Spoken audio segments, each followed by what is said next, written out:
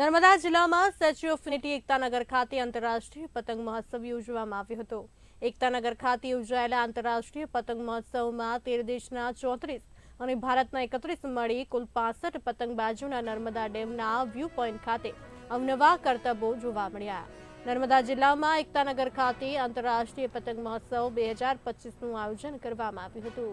નર્મદા જિલ્લા વહીવટીતંત્ર, ગુજરાત પ્રવાસન નિગમ, ગાંધીનગર અને સ્ટેચ્યુ ઓફ યુનિટીના સંયુક્ત ઉપક્રમે સરદાર સરોવર નર્મદા બંધના વ્યૂ પોઈન્ટ 1 ખાતે આંતરરાષ્ટ્રીય પતંગ મહોત્સવ યોજાયો હતો। કાર્યક્રમના નાંદોદના ધારાસભ્ય ડોક્ટર દર્શનાબેન દેશમુખ, જિલ્લા પંચાયતના પ્રમુખ ભીમસિંહ તડવી ઉપસ્થિત રહી કાર્યક્રમનો શુભારંભ કરાવ્યો હતો। આજરોજ નર્મદાના તટ પર આજે આંતરરાષ્ટ્રીય કાર્યક્રમ દેશ વિદેશીઓ લોકો ઉત્તરાયણના મહોત્સવમાં આવી પધારવાના છે, ત્યારે 40 દેશના પ્રવાસી અહીંયા આવવાના છે।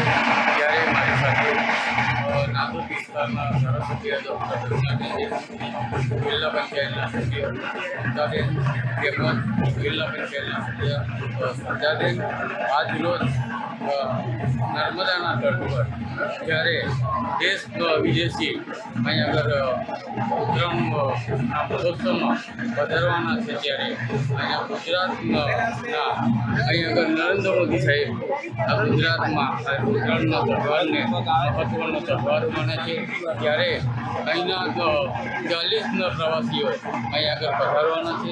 ગુજરાત રાજ્યમાં નર્મદા જિલ્લામાં એકતાનગર ખાતે ડેમ વ્યૂ પોઈન્ટ ઉપર તારીખ 11 થી 14 જાન્યુઆરી સુધી આંતરરાષ્ટ્રીય પતંગ મહોત્સવનું આયોજન કરવામાં આવ્યું છે। આ આયોજનમાં ગુજરાત અને દેશની સાથે સાથે 40 જેટલા દેશના પતંગ રસિયાઓએ આ મહોત્સવમાં ભાગ લીધો છે।